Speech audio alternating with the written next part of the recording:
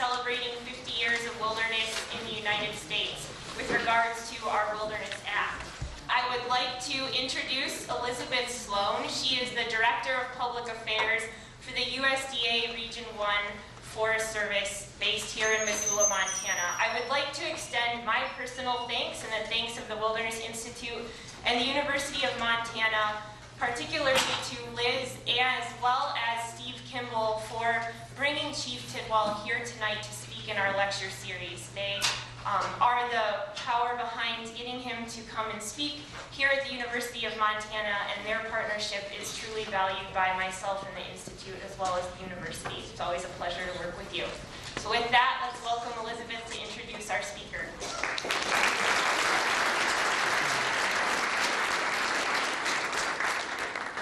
So good evening, everybody. It is with great pleasure that we are able to have the Chief of the Forest Service, Chief Tidwell, Tom Tidwell, with us tonight. And he does have some ties to Missoula. He didn't go to school here. We will forgive him that part tonight. But he has lived in Missoula for several years. He was the regional forester when he was called to be the chief of the Forest Service. And the northern region of the Forest Service kind of encompasses North Idaho, all of Montana, North Dakota, and a portion of South Dakota also. So he's very familiar with our neck of the woods. I remember him telling me many years ago how really awed he was by the different mountains, the many mountains that were here, as well as the big rivers. And I kind of think that those landscapes help define wilderness in our area of the country. So please help me welcome Chief Tidwell. Thank you.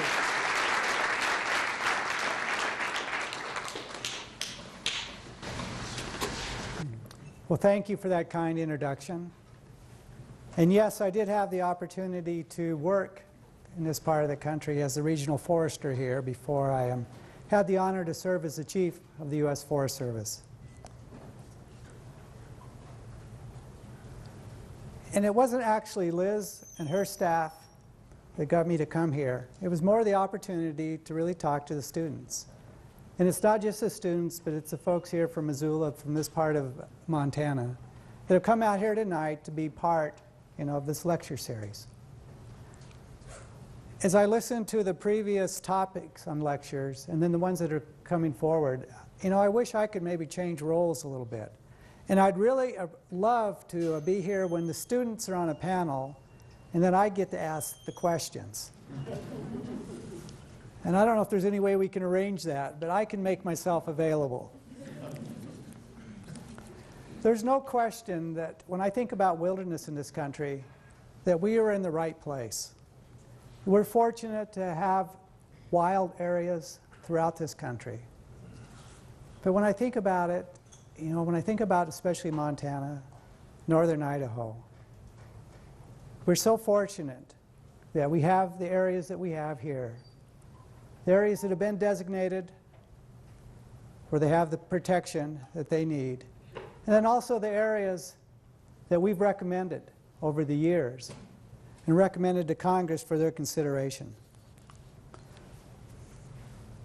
There's 15 different wilderness areas in Montana, 3.5 million acres. That's a lot. That's an area that's larger than some of our states. In the Selway Bitterroot Wilderness that we share with Idaho alone, it's almost the size of Delaware. So the folks in this part of the country not only keenly are aware, but I think they understand the benefits, the values of wilderness. I think they also understand the challenges. the challenges to continue to preserve these areas, to be able to take care of these areas, and then the challenge for the future. So what I'd like to do tonight is first to start with a little bit of wilderness history. And I think that for those that aren't aware of the history of the Forest Service, you'll find that when it comes to wilderness, we're very intertwined. And then I also want to discuss some of the challenges, and then finally to talk to you a little bit about the approaches that we're taking in the Forest Service to address these challenges. Now, the Forest Service is an agency, we're over a century old now.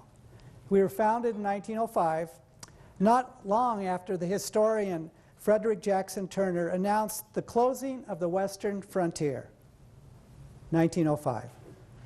The frontier was always a place of wide open spaces and unlimited resources. Now the frontier was closing. Americans were growing more aware that our natural resources were limited and that we were losing them. The fate of the buffalo was probably the most obvious sign back then. The American bison once roamed across millions of acres from the Rockies to the eastern coast. And by 1900, the bison was pretty much extinct, except for a few small places in the Great Plains and a pocket out here in the West. The same thing was going on with America's forests. At the turn of the century, people still thought that forests were an inexhaustible resource. Little thought was given to reforestation, much less to sustainable forestry. In the words of one of the early conservationists, Forester Gifford Pinchot, to waste timber was a virtue, not a vice. The lumberman regarded forest devastation as normal and second growth as a delusion of fools. As a result, there was rampant deforestation was underway, and just like it's going on in some of the developing countries today. From 1630 to the earliest 20th century, America lost a quarter of its entire forest estate, mostly in the east, and 2/3 of that was lost after during the period following the Civil War. Now, in good part, that's why conservation was born in this country. People like President Theodore Roosevelt, John Muir, Gifford Pinchot, who went on to be the first chief of the Forest Service, it was people like these, the early conservationists, that really sounded the alarm. It was through their efforts that the first protected areas were set aside, the first forest reserves, which became the national forests, the first national parks, the first wildlife refuges. It was through their efforts that the first conservation agencies were formed, including my agency, the Forest Service. And folks in the Forest Service, they were at the forefront of what was called the early wilderness movement. Although we didn't call it wilderness back then, the wildness of the American frontier was part of what we were protecting when we established forest reserves in this country that became national forests. And the reason for that is that wilderness is key to our cultural heritage as Americans. One of the great American writers of the West was Wallace Stegner, and he put it this way: we need wilderness preserved because it was the challenge against which our character as a people was formed. The reminder and the reassurance that it is still there is good for our spiritual health, even if we never once in 10 years set foot in it. Wilderness is part of who we are as the American people. And from the very start with the Forest Service, in many ways we were dedicated to protect some of that wildness, so that wilderness heritage for the agency. The young foresters that went to work for the Forest Service more than a century ago were keen on wilderness values. One of them, Aldo Leopold, who started his career in the Forest Service and worked out for the agency in our southwest region. In 1909, Aldo Leopold could still rejoice in experiencing, as he put it, wild country to be in, where there were grizzlies in every major mountain mass. And as we all know today, that's not the case. However, we're fortunate in this country to see the recovery of grizzly bear, not only in this state, but of course around the greater Yellowstone. But Leopold saw the wildness vanishing from his eyes. Now this is back in 1909. The blank spots on the map, as he called them, were disappearing, even on the national forests. Leopold worked tirelessly to save some of the last remaining blank spots on the region. And because of his effort, in 1924, the Forest Service established the first wilderness area anywhere in the world, the Gila Wilderness and the Gila National Forest. That was 40 years before the Wilderness Act. At the same time, Arthur Carhart, another Forest Service employee, who also was working for wilderness protection. In 1926, thanks to his efforts and others, another area was designated for special protection. Today, we know it as the Boundary Waters Canoe Area on the Superior National Forest in Minnesota. The same year, 1926, Forest Service Chief William Greeley initiated the first inventory of roadless areas. Some of you thought that was rare one. No, actually the first inventory was in 1926. The inventory was limited to areas that were larger than 230,000 acres. The Forest Service identified 74 such tracts, totaling 55 million acres. So by the 1930s, the wilderness movement was thriving. But Forest Service regulations for designating and managing wilderness areas remained relatively weak until about 1939. And that's when Bob Marshall, yet another Forest Service employee, drafted much tougher regulations for protecting wilderness areas. Aldo Leopold and Bob Marshall, joined by a few others, founded the Wilderness Society in 1935. And by 1964, with support from the Society, the Forest Service had set aside 9 million acres of wilderness. But there was something missing: a common standard for wilderness management. Because wilderness designations only received administrative protections, that protection could still be reversed. Wilderness was far from secure. In the 1940s and the 1950s, roads penetrated many of the Americans' last remaining blank spots on the map for timber to support our troops during World War II and to help this country develop and recover following the war. Millions of acres of potential wilderness during that time of our history were lost. In 1964, Congress passed the Wilderness Act, providing permanent protection for these wilderness areas. The Wilderness Act says in a few eloquent words that what we have today is worth preserving for future generations. That a wilderness is, and I quote, an area where the earth and its community of life are untrampled by man, where man himself is a visitor who does not remain. Leopold, Marshall, Carhart, and drafters of the Wilderness Act, I'll tell you, today we are privileged to have enjoyed the benefits of their foresight. Through the National Wilderness Preservation System, and this is for all wilderness, we've built an interagency framework for wilderness management. To the point is that the system has grown from 9 million acres to 110 million acres, an area that's larger than the state of California. Today we have more than 750 wilderness areas in 44 states. And the Forest Service alone manages 60% of the wilderness acreage in the lower 48 states. About 18% of the National Forest System is designated wilderness. So we have a record of success. We also are facing tremendous challenges, not only in our wilderness areas, but across landscapes of all time. I don't have to mention the folks that live in this part of the country, the consequences that we're dealing with today because of the exclusion of fire. As an agency, early in the history of the Forest Service, we recognized at that time that fire was a problem. And we did a tremendous job to put out fire, all fires. We're fortunate that a few decades ago we recognized that that was the wrong approach and that fire was part of the natural ecosystem. And we had to find ways to be able to reintroduce fire. We see examples of that today here in the Selway Bitterroot, and also in the Gila National Forest down in New Mexico, where we've allowed fire to play its more natural role. And so today, when we do get the fires that get started, especially in the conditions we're faced today, we see a different type of fire in those wilderness areas. Still large areas burned, but the severity is so less. the country recovers so much sooner, the habitat is restored, the damage to soil is less. And these are the lessons that we've been continuing to expand on. The other thing that's challenging us today is what's going on with our climate. We're just beginning to understand all the effects of this changing climate.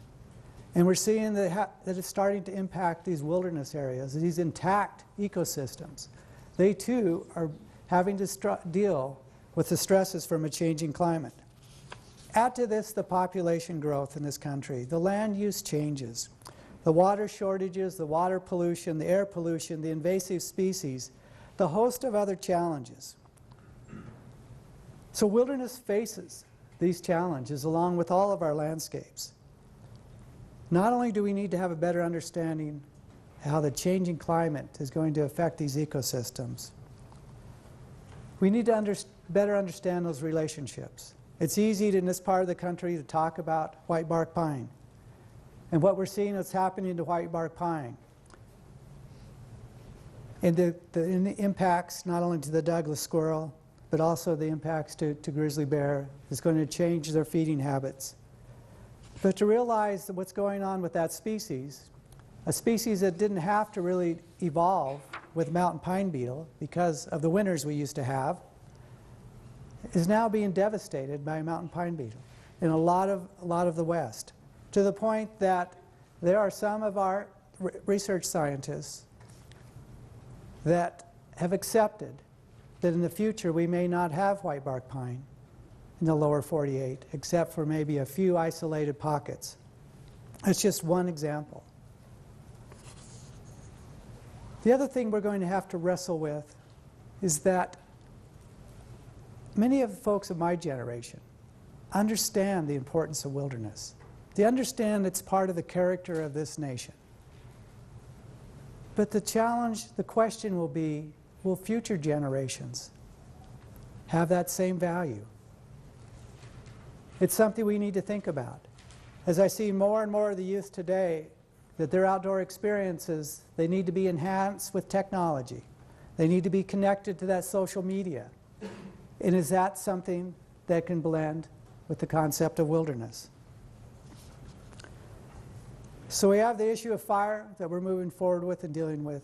Climate change, we're learning, we're continuing to do the research to understand what's really going on with these ecosystems. We recognize what's going on with not only the population in this country, but how it's expanding to be closer to these wild areas. And we also have the challenge of understanding, questioning if future generations are going to value wilderness. As we've focused the last few years in the Forest Service to focus on restoring ecosystems, I believe we're making some good headway. We've been able to, I think, build an understanding in this country of the importance of having resilient ecosystems. Resilient ecosystems that will provide the clean air, the clean water, the wildlife habitat, the recreational settings, the economic activity, not only for this generation, but for future generations. But we also need to understand the importance of restoring the systems in wilderness where we can. And our tools are limited, and they should be limited. But one of the tools, once again, is fire. But our challenge is so much more difficult today than it was even 20 years ago. And we're fortunate when we have places like the Selway Bitterroot or the Gila, the Bob, the Frank Church, where we have large enough areas where we can allow fire to play its natural role. But we have so many other wilderness areas in this country that are surrounded by communities, subdivisions up to their boundaries that really limit our ability to be able to allow fire to play its natural role. It's a challenge that we're going to have to develop better understanding to maybe dealing with some smoke impacts from time to time, to be able to allow fire to be able to play its role in these natural ecosystems.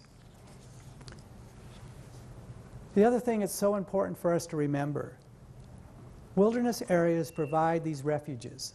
They provide refuges for wildlife, And not only just for all the species that exist in those areas, but definitely for our threatened and endangered species. And sometimes, with some of our species, it's their last hope. But if they're going to continue to provide the habitat, the systems to provide for the viability of these species, we're going to have to do our part to make sure that we're doing everything we can to restore the resiliency of these systems, or they too may lose their capacity to be able to provide the habitat for these unique species. So why don't we have more wilderness areas? Do we need more wilderness areas? We already have wilderness, like I said earlier, that's larger than the state of California, but over half of that's in Alaska. In the lower 48 states, there's about 2.7% of the land area is designated as wilderness. That's an area about the size of the state of Minnesota. So more than 97% of our land in the lower 48 is open to all kinds of uses. A lot of it's protected from development, but it's not protected as wilderness. So the question, is that a concern? Because once you use wilderness for something else, once that land is developed in a different way, for at least our generation and future generations, it's gone. As Aldo Leopold knew, we can never again use the land for wilderness, not within our lifetimes, not within the lifetimes of our great-great-grandchildren. And as Leopold put it, wilderness is a resource which can shrink but not grow. So as we talk about this and I ask these questions, our population is continuing to expand. By 2060, America's population could grow to be 500 million people. And we can see a net loss, especially the forested ecosystem on private land, up to another 37 million acres. By 2030, our scientists, they predict that we can expect the housing density to grow on another 57 million acres of private forested land. So how does this connect to wilderness? Why is this a concern with wilderness? Well, as we see more and more of these housing developments that expand closer to these wild areas, it puts more pressure. It increases the conflict on not only the areas that are recommended for wilderness, but the existing areas. It will promote more of the incompatible uses, such as impoundments, utility corridors, transportation corridors. So fortunately in this country, there's still a lot of blank spaces on the map. As our Forest Service roadless area inventory is shown, and just in Montana, there's over 6 million acres of roadless areas in this state. And if you think about the 59 million throughout the entire national forest system, we still have a lot of these blank spaces on the map.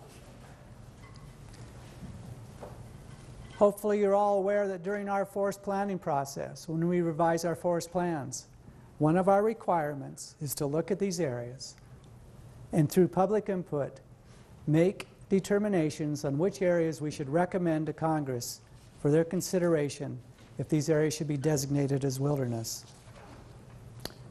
And through our past planning efforts, we have recommended over 5 million acres, recommended to Congress that these areas need to be considered for wilderness designation.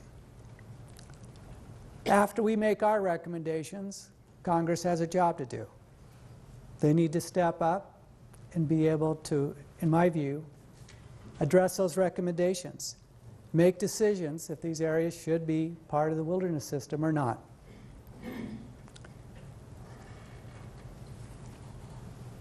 You're fortunate in Montana, and it's been a long time since there's been a wilderness bill in this state.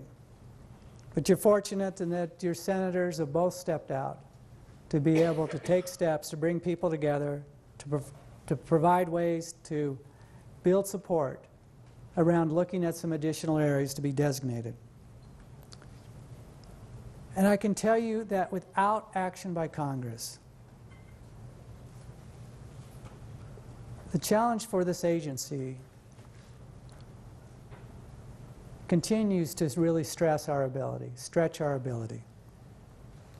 When we recommend an area to Congress, we are required to maintain the wilderness characteristics for which the recommendation is based on. And we take that very seriously, and we're committed to that as an agency. But the reality of it, and it's been my personal experience in my 37 years with the Forest Service, is that no matter how good a job we do to manage those areas, to maintain that wilderness characteristics that support the recommendations, we fall short of the level that can be provided, that level of protection that can be provided through wilderness designation. So what are we going to do about these 5 million acres that the public has stated through our public process that these are areas that Congress needs to consider? But we also have concerns with the wilderness areas that are designated.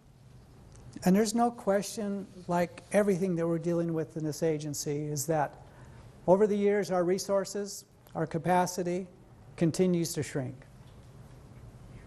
But we're fortunate in that the people we have in the agency, the dedication they have to wilderness, that they've found ways for us to continue to actually do a better job today to manage many of our wilderness areas than we were doing 10, 15, 20 years ago. And part of that is through our partners. And there's no question, as a land manager, it's always going to be easier if I have enough resources to do the job that needs to be done. Give me those resources, let me alone, and I'll get it done. But I'll tell you, I will not do as good a job if I'm doing it by myself versus if I'm reaching out and working with others, working with partners, to not only expand our capacity, but to share the responsibility and get more people engaged. Just as we've learned through our collaborative efforts, where we can embrace diverse interests, bring people together to really talk about how lands need to be managed. It's the same with wilderness. By bringing diverse interests together, we not only can build on our capacity to manage these areas, but we can do a better job. We're fortunate in that we have the Aldo Leopold Research Institute and the Arthur Carhart Wilderness Training Center, just to mention a few. We have the Montana Wilderness Association, we have the Wilderness Society, and we have many other groups that are helping us. And we're fortunate here that in the College of Forestry and Conservation, under the leadership of Dean Birchfield, that we have the opportunity to be here tonight to be able to talk about it. So that is part of the solution as we move forward, is to find ways to be able to expand these partnerships so we can include more people, not only so they understand the benefits and values of wilderness, but they can be part of this incredible heritage that we have. The other thing that we're continuing to do is our research. We're fortunate in the Forest Service, we're fortunate in this country to have a land management agency that very early on in our history established a research and development branch. So today that we have the largest research branch, research organization in the world that's dedicated to natural resource management. It's allowed us to be able to be better partners with our universities and to be able to not only develop the science, but we get to apply the science and we get to learn from that application.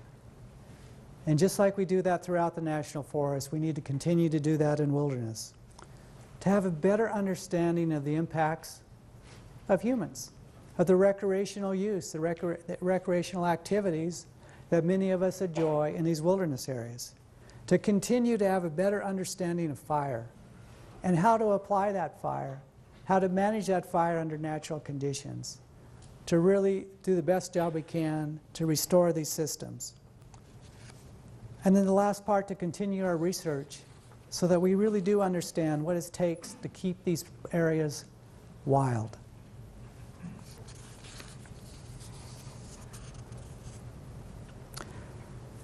And we're going to use the 50th anniversary of the Wilderness Act. It's not only to celebrate wilderness, and I believe we have a lot to celebrate in this country, but it's also an opportunity we have to focus attention on the importance of wilderness and the challenges, the opportunities that we have. Theodore Roosevelt once stood on the rim of the Grand Canyon and said, "Leave it as it is. The ages have been at work on it, and man can only mar it." The same can be said about every remaining acre of American wilderness. Wilderness, there's no question, it provides the clean air, the clean water. It provides the habitats for the plants and the animals. It includes the refuge for these endangered species, as I mentioned before, that is too often their last hope. But it also provides a reference for evaluating the effects of management activities on soil, water, air, and ecological processes. It provides that solitude, a refuge from our daily lives, the scenic beauty, a place for quiet reflection. And let's not forget, it does provide a lot of economic benefits to the communities through tourism. For people that want to go into a wilderness, the people want to be able to drive by it. For people that just feel good knowing that it's there. And just like in many parts of the country, where the past controversy and debate on how national forests and grasslands should be managed, well, for the most part, that's been replaced. Those debates, the conflict, the controversy, it's been replaced by our collaborative efforts, where we can focus everyone's attention, interest on restoring these lands. I feel very pleased with the progress that we've been making in this country, especially during my career, and where today there's more and more agreement about how we need to manage these lands, the activities we need to do to make sure they continue to provide the benefits, not only for this generation, but for future generations. But I also think it's time for us to find ways to set aside our differences and work together to find the solutions to protect our last wild places, so that situations like we have here in this state with Senator Tester's bill and the work that Senator Baucus is doing, to find solutions here in Montana, to move forward with wilderness designations, that becomes common and not the exception. The future of wilderness belongs to you. You know, my career's not over yet, and when this career's over, I do plan to continue to be able to work in conservation in this country. But there's no question that we'll need others to step up. And whether you work for the Forest Service or some of the other land management agencies, or you get engaged in one of the associations in the society, you can make a difference. And it's going to take leaders, not only from within the agency, but from within our communities, to be able to make sure that we can continue to take advantage of the few choices we have left. So no matter what you do with your time, this birthright, this wilderness heritage, this responsibility, it's yours. It's up to you, and really up to every American, to be able to take on the responsibility to protect and preserve these areas for future generations. Now, I've tried to lay out some of the challenges, but it will be up to you and the next generations of Americans to rise to the challenges, to be able to take this on, and to really help determine if the future generations are going to value wilderness like past generations. You know, I'm confident that you will. And that in the tradition of those that came before us, those giants and the shoulders we all stand on, leaders and visionaries like Theodore Roosevelt, Aldo Leopold, and the framers of the Wilderness Act, even though it took about 8 years after that was first introduced to become law. But just like those folks, I'm confident that you will find the way to preserve and even expand our nation's wilderness heritage, not only for our benefit, but for generations to come. So thank you. Thank you for being here tonight. Thank you for having the interest. Thank you for caring. And I look forward to having time for a few questions.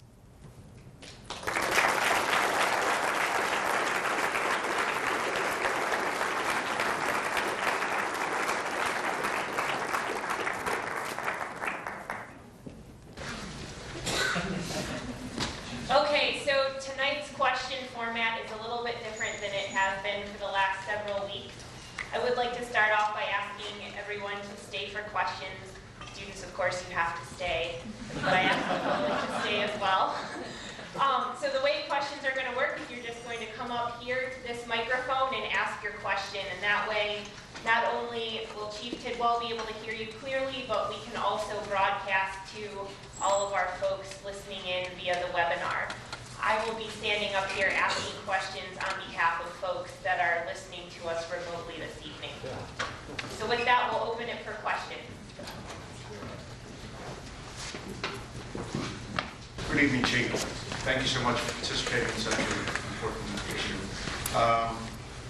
And I commemorate the American people, and I commemorate the United States Forest Service for all of the wilderness areas that have been preserved. I'm not here to be entertained tonight or for enjoyment. I'm here with a deep concern of the future of our wilderness areas, and particularly with, as I see, the social impacts outpacing the resource impacts. I'm particularly speaking of flyovers, which of course I understand the Forest Service does not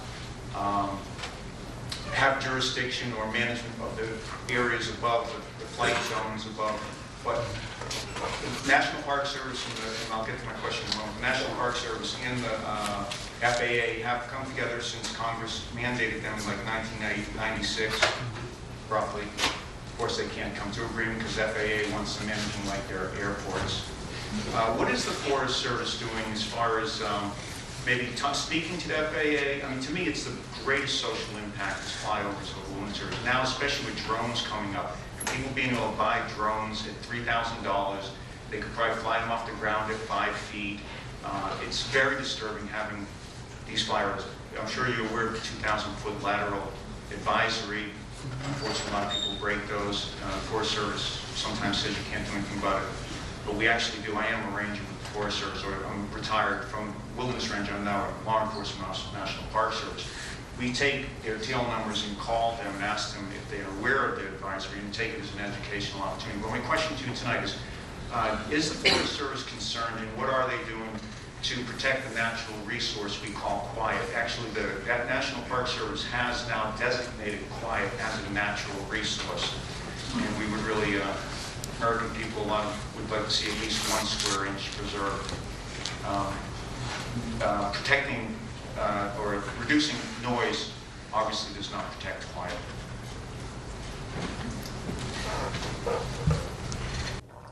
Well, for the most part, we've addressed that issue through the specific wilderness management plans for different areas.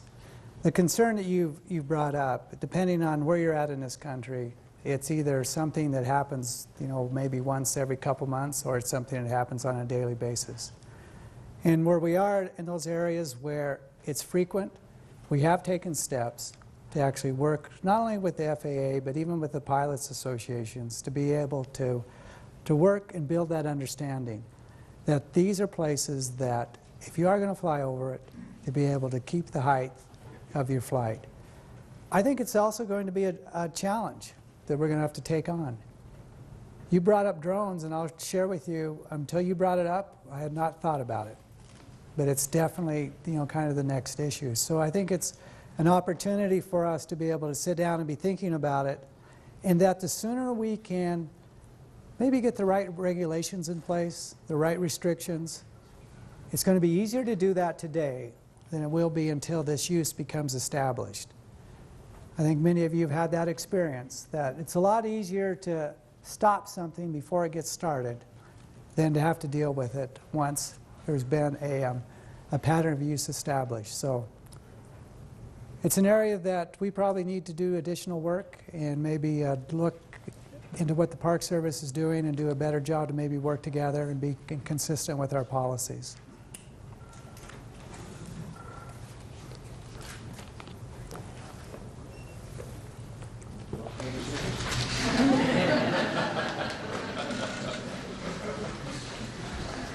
Hi, thank you for coming. I wanted to ask about another issue that we hear about here in the region. As a conservationist and a sportsman and a wilderness enthusiast, I'm wondering if you think it's compatible with the law and the spirit of the Wilderness Act for the state of Idaho to be permitted to use wilderness facilities to exterminate wolf packs in the Frank Church wilderness?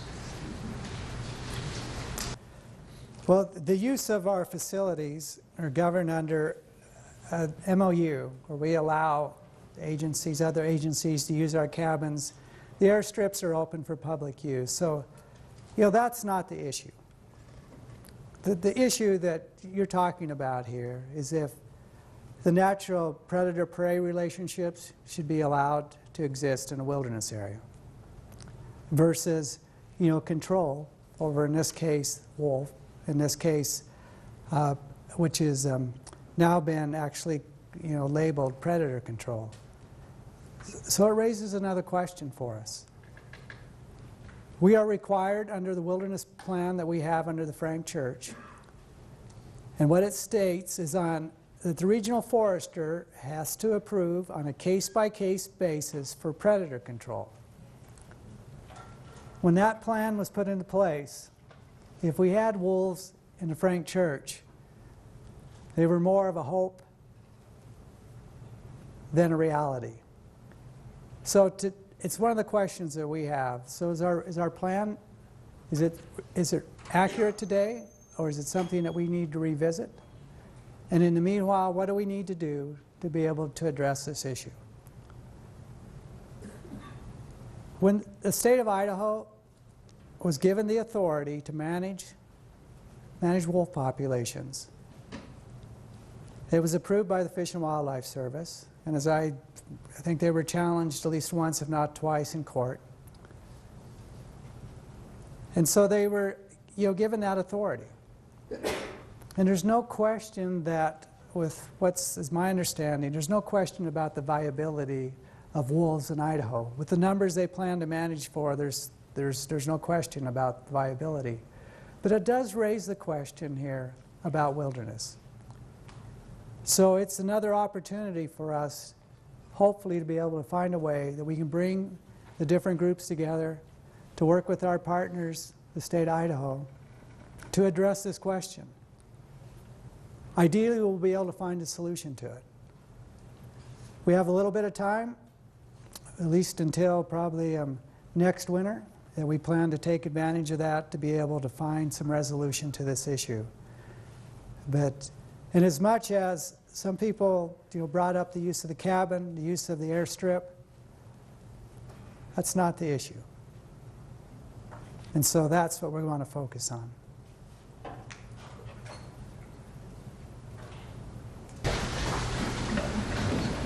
Thank you, Chief, for coming here, and thanks to the Wilderness Institute for making this open to the public. I'd like to follow up on that last question. You're quite right. It's not the cabin, it's not the airstrip. The state's management of wildlife on federal land is subject to any restriction under any federal law. And the question for us here at the Frank Church is, what does the Wilderness Act have to say about what should be the relationship between wolves and any of their prey species? As you pointed out, the Wilderness Act says that these areas are places where the earth and its community of life are untrammeled by man.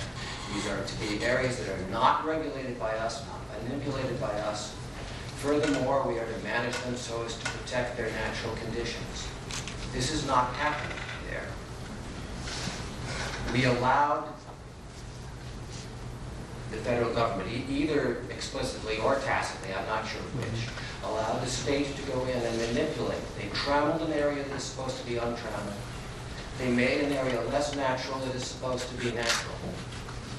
This is an action that is against policy in other agencies and against similar decisions when the decision like this has been made by other agencies. And so I would put to you that not only has, and this is the most, in my opinion, the most grievous assault on the wilderness character in the 25 years I have worked in this field. It's not just to the Frank Church, however. I'm afraid the precedent that you have set seriously undermines the entire national wilderness preservation system. And I'm wondering, my question for you is, how are you going to make this right? So we are, the regional forester in that region, she is looking at what we have in the management plan and to be able to make a determination that, what the state is proposing, and not just what happened last winter. I want to make that very clear, because the state's not proposing a one-time entry into there to do the trapping. They plan to continue that activity, be able to manage reduce the population of wolves. So it's not a one-time thing. So she has to make that determination that of what the state is proposing, if it's consistent with the management plan. If it's not, then we're going to deal with that. And I'm not going to second guess, what her thinking is, what it's going to be, but we're looking at, what's not only in the act, but it's also in our plan. And then also, to find the way forward, to be able to find a solution. And it's a solution that not only will stand today, but a solution that'll stand in the future and could be a model for how to deal with these type of issues.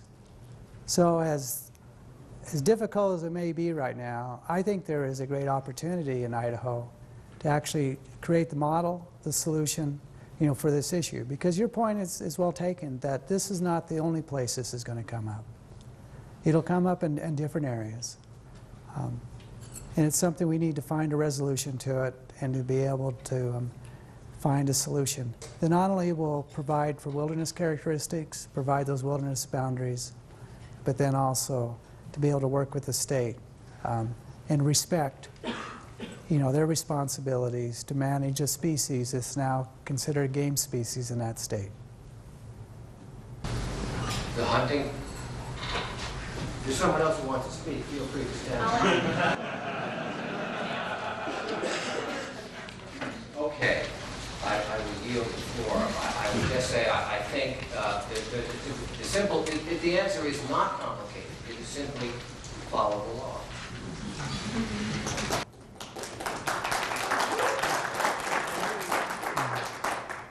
I'm going to move off the topic of wolves for a moment, because I'm from Alaska, I think, and we talk about wolves a lot over there. As a participant in the coordination of regional events regarding the 50th anniversary of the Wilderness Act, and as someone who works directly with the students here at the University of Montana with regards to the 50th anniversary, I'm just wondering, given the relatively wilderness-friendly environment of Missoula, if you could speak to what the current environment is in Washington, D.C. regarding the 50th anniversary of the Wilderness Act, and if what we're seeing here locally is actually being felt on a national level at all, and maybe just speak from both if not just from the Forest Service, but what you see maybe in other parts of D.C. politics. Well, Washington, D.C. is a very friendly environment for everything, especially wilderness. We do have many events planned this year in Washington, D.C., because once again, it's an opportunity for us to increase the awareness, to have the dialogues, the discussions like we're having tonight, not only with folks that live in that part of the country, but also with members of Congress and with their staff. So we are going to take advantage of the 50th to be able to use that as a platform to be able to move forward. There's no question that it's been a while since we've had a wilderness designation, in the country, and as I mentioned, there's a lot of areas that we've recommended. Park Service has recommended areas, the BLM, Fish and Wildlife Service, etc. It is my understanding that this week the House of Representatives is going to take up a bill and potentially vote on it, a bill that's already passed the Senate. So we may actually see a wilderness bill move forward this week. So that's one indication. But there's been a lot of discussion and talk about it. There's a lot of discussion about what is the best way to go forward. I know that there's probably many in this room that might think the best way is to have really clean wilderness designation that doesn't factor anything else, and here's the law that's being passed. It's about designating this area as wilderness, no exceptions, etc. The other side of that is more like what Senator Tester's done, to be able to put a package together to build the support to be able to not only designate wilderness, but to address some other issues. So we are having those type of discussions, you know, in wilderness, in Washington, D.C. on wilderness. The other thing that I get questioned about a lot is that what gives the Forest Service the authority to create the de facto wilderness areas? Not only roadless areas in this country, but also these areas that we've recommended for wilderness and Congress has yet to act. So we get questioned and challenged on that. And once again, we fall back onto our policies that we're going to maintain the characteristics. And I use every opportunity I can to encourage members of Congress to take up these bills, because I do believe that part of the controversy around wilderness in this country is based on the unknown, the concern about these areas have been recommended. And then the agency, we continue to, in some people's views, manage them as if they were wilderness. But if we could actually just come to a conclusion about how should these areas be managed? Should they be part of the system or not? And if they're not, then let the public process through our forest planning effort then determine how they'll be managed. But I think if we could move forward with more of these areas, we could actually reduce some of the controversy, conflict around wilderness. Not only back in Washington, D.C., but my own experiences as a regional forester, as a forest supervisor, as a district ranger. There's a lot more agreement about leaving these areas as is.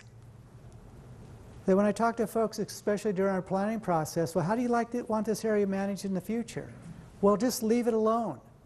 It's fine the way it is. And I'll say, okay, there's no roads. We're managing it as non-motorized. And they go, that's fine. Well, what do you think about wilderness? That's bad. Just leave it alone. As if the designation does something to it versus to be able to continue to manage it as an area that basically meets all the characteristics of wilderness. But it's that emotion that goes around the subject. And I think that for us to really find solutions around this in the country, it's going to take efforts similar to what we've done around our collaborative efforts to bring people together, diverse interests around these issues, to be able to find a way so we're not questioning people's values, but you're just working to learn to understand what those are. And it's been my experience that's how we can find those solutions. Now, collaboration in Washington, D.C. is a little more difficult than it is to do out in Missoula, Montana.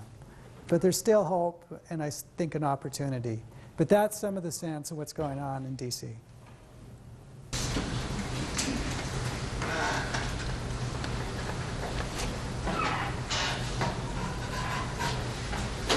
Untitled Chapter, if I may. That would be a very quick question. Chief, what would be wrong with leaving IRAs just sleep where they are, nice and quiet? Not even dead. I'd rather see. I'm very passionate about wilderness. Probably one of the most passionate people. I think wilderness is more important than wars, political boundaries, or anything. All the wars are over. I hope the wilderness areas are still sitting there nice and quiet. But what is the problem with just leaving these IRAs alone? I'd rather not see one more wilderness area designated than to trade off the quietude that exists in these IRAs today.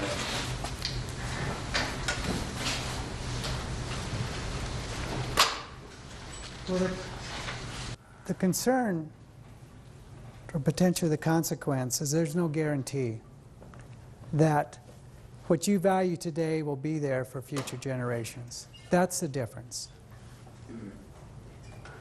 And even during my career, that I've seen places that we've tried to maintain the wilderness characteristics, and at least to do as good a job as we could. And sometimes they were in wilderness study areas where we were, directed to maintain the same level of non-compatible use that existed when they were designated as a study area. And then go through a planning process that 20 years later, we make the determination that we can no longer recommend these areas because that level of non-compatible use that's just occurred. And so that's the challenge. Maybe through our lifetimes, many of these places will stay those quiet places without any designation, without additional attraction, etc. But that's what we have to think about. We're fortunate that I think we still have the landscapes in this country, we have options. I do think there are some places that, when I think about the benefit of those areas for future generations, that I think they do need the protection of designation. There isn't anything that we can do that has the same quality of protection. And at the same time, I think we do need to make good decisions about finding the balance. To be able to find those areas that our roadless areas provide. They're undeveloped landscapes, but they're not wilderness. You can ride your bike up there. You can ride, a lot of them you can have motorized activity. We don't build roads in those areas. We're not cutting trees in those areas. So it's different. In many ways, it provides that quiet experience. So we're fortunate that we have different options and we still have these landscapes. But I think we need to be careful. If we just think that these areas are going to stay the same, for the next generation. So that's the question I'd have for you. Hello. I'm actually curious probably about some other aspects of your job outside of wilderness. The people I've heard speak most passionately and convincingly to me about ways of addressing climate change seem to be claiming the only way we're going to beat this thing, other than quickly altering how we do industry, is mass planting, sequestration of carbon. Do you, in your non-wilderness part of your desk, as the head of the Forest Service, get to toy with models saying, hey, well, we need to change things so that we have 70 million people planting as many trees as possible? And how, if those plans are part of your desk, how does public opinion need to be changing so that we can, let's make the other 90% of the country wilderness again? Well, I do not get to play with the models. Our scientists do not let me do that. But I do get to visit and speak with them so that I understand what the models and predictions that we're making. So for today in this country, and this is for our forest estate throughout the country, so it's our public lands and our private lands. Today, those forested landscapes sequester about 14% of the CO2 that's emitted every year. 14%. We just released a study last year that sometime in the near future, starting in 2040, definitely by 2060, is that those forest reserves, which are currently a carbon sink, we predict will become a carbon source. And the reason that they'll become a source is because, one, we'll continue to lose, especially the private forested lands in this country. They'll be developed for a lot of different uses.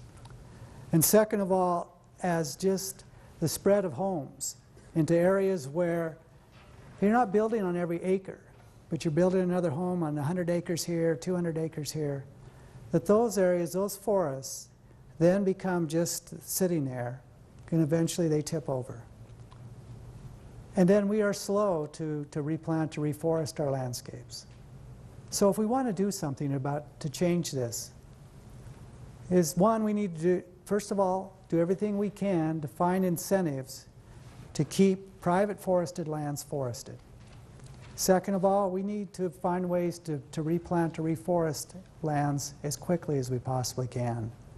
And then the third thing, we need to make these forests more resilient so that they can deal with the stressors that they're facing today, whether it's the change in the precip, the increase in the frequency of disturbance events, that by doing some things where we're focused on our ecological restoration, we can restore the resiliency.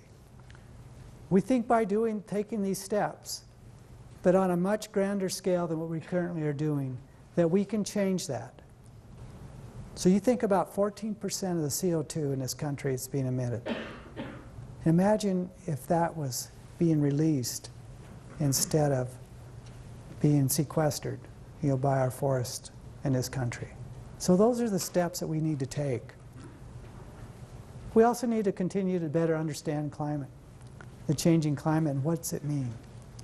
Your point about, in this country we've gone, it wasn't that long ago when we were on the verge of possibly having a cap and trade bill to really understand the benefits of the carbon cycle, the need to be able to sequester more carbon, to be able to address the effects it was having.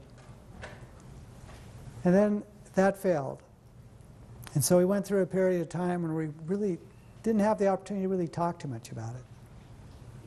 And well, that's changed again. And a lot of it, I admit, is being driven by just one of the consequences.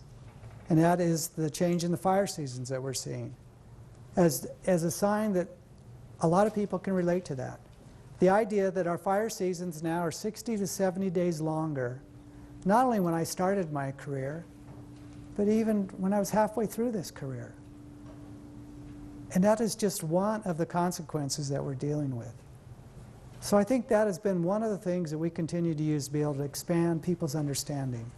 But the other part of it is that, and these are my personal views, we need to provide solutions, provide opportunities how people can act when it comes to the changing climate. I think some of the concern and some of the denial is based on, it's more of a fear. It's a fear that, well, there's nothing I can do about it. The only thing I can do is change my lifestyle, and I don't want to do that. So I think we can provide better options than that, because I think we can maintain our lifestyles, but we're all going to have to make some changes. I don't know if many of you are aware of the changes that we made in the automobile industry in just, in the last few years that have reduced the emissions from automobiles significantly. It's through technology. So there's a combination of using technology, expanding technology, but at the same time, to really understand the benefit of forests. And I'm talking about all forests. The 750 million acres that we have in this country of forested landscapes, but also there's close to 100 million acres in our urban forests in this country. And those too are valuable. So that's my response to that. We need to be able to help people to understand what's going on, but at the same time provide them options to act. Because I think it's always a lot easier if folks are given some solutions instead of just saying, here's the consequences. So. Well, welcome. I first have, I guess, a request or a bit of advice, whatever you want to take it as, and a question. It relates to something that was raised earlier regarding wolves. It's true, it's not just about wolves. It's also about bears, it's also about lions, it's also about predators in all of our wildernesses, and it's about wildlife in general. And if you're looking for long-term stable solutions, then the agency has to go beyond just the state fish and game agencies when it starts deciding how wildlife will be administered in wilderness, because we need to bring in the wilderness community and everybody else, because the state agencies have their bent, and it's not very consistent with wilderness management, whether it's what's going on in Idaho or proposals in Alaska to aerial gun wolves and gas their pups in their dens and everything else that's going on. It goes way beyond this one issue. I have a question, though. You mentioned a number of times growing the wilderness system, which I'm all in favor of. But I think your agency is really struggling at managing the wildernesses that we already have. When you were in college and when I was in college, it was real easy to get a job as a wilderness ranger. Most wildernesses in the National Forest System had several rangers, a hell of a strong wilderness cadre looking after them. It built a hell of a constituency for wilderness, and those people are still out there today advocating for it. And today, a lot of these wildernesses are lucky if there's one professional wilderness ranger overlooking them. So what I want to know is, what are you going to do to rebuild the Wilderness Ranger Corps? It doesn't work. Volunteers are great. They're not professionals, and wilderness can't live on volunteerism. And what are you going to do about a career ladder for wilderness professionals so that these folks that work in the agencies can rise on up through the ranks, and wilderness can have a real professional cadre looking after it? Thanks. Higher budget. Yeah. I'll let Tom respond. But the Forest Service has a $5 billion budget. It gets bigger every year. It's a lot bigger than it was Don't back believe then. that. I got sequenced out 2 jobs already. So first of all, George, thank you for the advice about reaching out to the wilderness groups. And we're lucky in Idaho that both the Society and Idaho Conservation League stand ready to help assist, dealing with that issue. So thank you for the advice. And I agree with everything you said about the loss of professionals. And yes, volunteers are great, partnerships are wonderful, but we too also need our cadre of professionals. We need to be able to continue to provide the training that we do here at the university and at the institute. But we need to increase our investment. And it's one of the things we are moving forward with. It's been somewhat limited, but all things considered with the other challenges we have, that we continue to move forward with our Wilderness Challenge that Chief Bosworth started a few years ago. And part of what I continue to hear from our Wilderness Rangers is to be able, they need more capacity. They also need that career ladder to be able to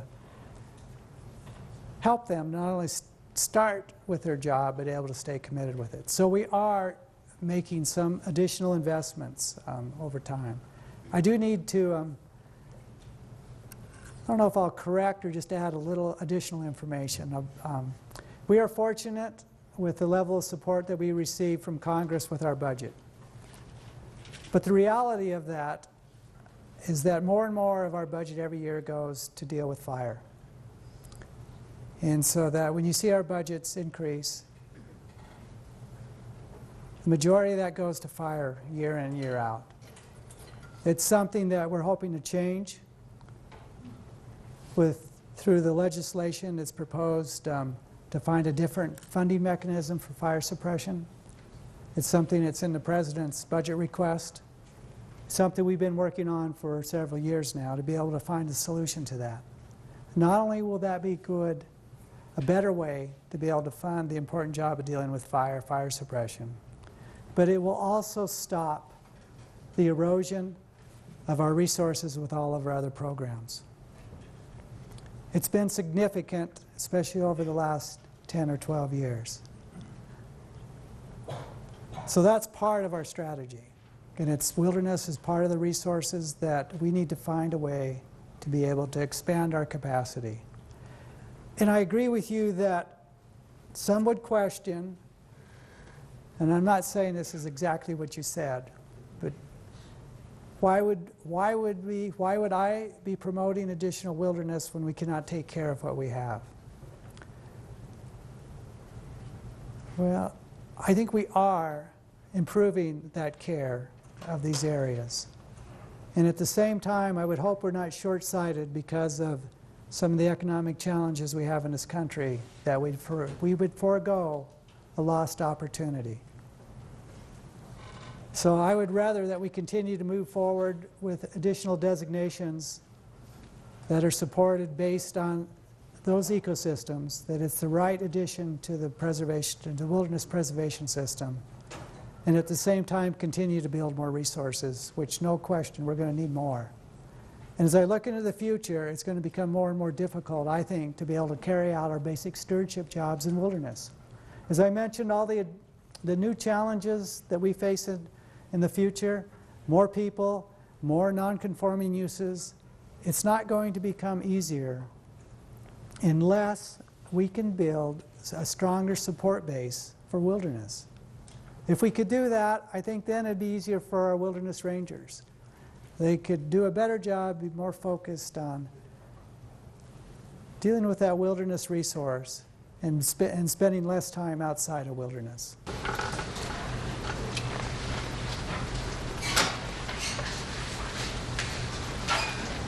I'm Rob Cheney from Brazilian. I have a similar question that I'll try to make a little bit more pointed. There was the old bumper sticker that wouldn't it be nice if we had all the money we wanted for schools and the Defense Department had to have a bake sale to build a bomber. Last summer, I actually saw a notice of a bake sale to support the salary for a wilderness ranger. And it just kind of pointed up what a lot of people, I think, would agree is a continuing state of limbo in the Forest Service regarding wilderness, whether it's lack of personnel to maintain it, lack of decision-making in regards to inventory of wilderness, lack of getting travel plans or various other policies in place that have allowed an actual generation of change to happen on lands that were put in the decision-making box 30 years ago and still haven't got a decision. And in which time people can now say, my grandma used to do this, and so therefore I've got a tradition of doing that there. It leads to a question of, is the Forest Service really the place where these decisions are going to get made, or are you waiting for somebody else, whether it's Congress or people in this room or some other actor, to tell you what to do? And I guess what I would like to get at is, where do you see the Forest Service in moving this question along? Well, I do think we're the right agency to carry out our part of the decisions that need to be made. You know, I'm definitely biased. I acknowledge that. But I also think that we have the right professionals. I think we do an outstanding job to be able to engage the public in this debate, this dialogue, and that our forest planning process is the right place for us to be able to make the determinations about which of these areas should be recommended to Congress. And we will continue to do our job to maintain those characteristics until Congress acts, whether it's 10 years, 20 years, 50 years. So I feel we are, the right agency. I also think that, the public has a role, not only in our forest planning process, but it has a role to help determine the significance, the importance of wilderness. And not only about future generations, but also going back to the question about managing the existing areas. Do these places need additional help? And I feel very good about what we've done within the agency. And I go back to that 10-year wilderness challenge. It's now going on beyond 10 years. That we are doing a better job than what we were doing 10 years ago. And we are finding ways to add additional resources and to really make a difference on managing these areas, to be able to reduce whether it's a non-conforming use, whether to make sure we're following minimum tool, to make sure we have management plans in place that anticipate not only what we're dealing with today, but they anticipate the questions till tomorrow. That's something that we do need to do a better job. The situation we have in the Frank with the existing wilderness plan and this issue of predator management, it screams for us to be able to do a better job to not only amend these plans, but somehow to be able to anticipate the issues that are coming next. The other thing we heard about today with this question of drones. I tell you, I don't know of one wilderness plan that, or even maybe some of our managers have thought of it, but definitely more of them are going to think of it because it was brought up tonight. So those are the answers to those questions. But I do think we are the right agency. But the way that we manage the National Forest System is we do it with the public. It goes back to when we were created. When Gifford Pinchot, the first chief, created this agency, he made it very clear that our job was to manage these lands based on what the public wants, with an understanding that we have the challenge to find that balance between today's needs and wants with what needs to be available for future generations. That was true in 1905. It's more true today. The only difference is that there's a few more people around, and that these are national lands, and it creates that challenge for us to be able to find a way to engage the public, not only on the local scale, but the national scale. But I do think we are the right agency for it. I think our success supports that. And we're going to continue to find ways to be able to do a better job to engage the public, to determine how these lands need to be managed. With that, we'll close for the evening. So on behalf of the Wilderness Institute, the College of Forestry and Conservation, and the University of Montana, I would like to thank you very much, Chief Tidwell, for coming tonight.